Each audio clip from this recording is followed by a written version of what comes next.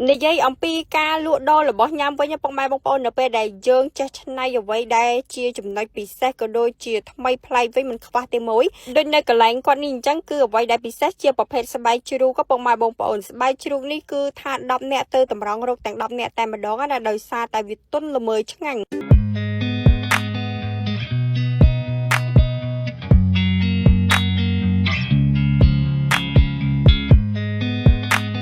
ព្រមតែជិះមកដល់ហាងរបស់គាត់នឹងគឺថាអស់កម្លាំងតែម្ដងណាប៉ុន្តែយើងមាន boost strong ដើម្បីញ៉ាំទៅបើកម្លាំងជំនួយស្មារតីណាជាពិសេសនៅពេលដែលបាយថ្ងៃត្រង់ហើយគឺទុនភ្នែកតែម្ដងអញ្ចឹងគឺយើងដាក់ boost strong ដើម្បី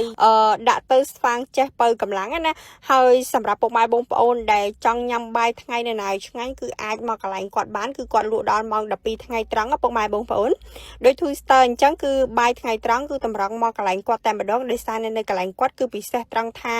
ស្បែកជ្រូកនៅកន្លែងគាត់នេះឆ្ងាញ់ណាដោយសារតែគាត់មានតិចនិចនៅក្នុងការធ្វើបាននិយាយទៅមិនស្វិតទេគឺគាត់ធ្វើមកផុយមកទុនល្មើយតែម្ដងណានៅកន្លែងគាត់គឺថាពិសេសត្រង់ស្បែកជ្រូកនេះឯង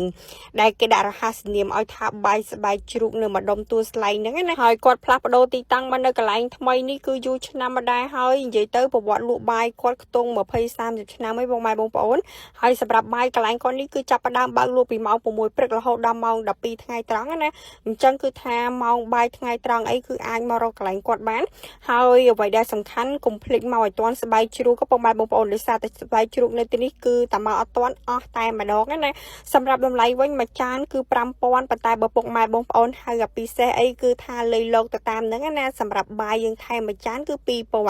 អញ្ចឹងពុកម៉ែបងប្អូនដែលញ៉ាំបាយអត់ឆ្អែតអីគឺថាយើងអាចថែមបាយសអញ្ចឹងណាហើយនៅពេលដែលពុកម៉ែបងប្អូនមកញ៉ាំគឺកុំភ្លេចដាក់ម្ទេសចូលទៅក្នុងទឹកត្រីនេះហើយពុកម៉ែបងប្អូននៅពេលដែលយើងស្រូបពីលើបាយមកគឺវាកាន់តែចាប់ជាតិចូលគ្នាមែនតើណាជាមួយនឹងអាពងទាចៀនជាប់ភ្នៅរបស់គាត់នេះគឺថា juicy មែនតើណាពុកម៉ែបងប្អូននិយាយទៅសម្រាប់បាយនៅកន្លែងគាត់គឺមានម៉ូយច្រើន Twister សង្កេតឃើញថា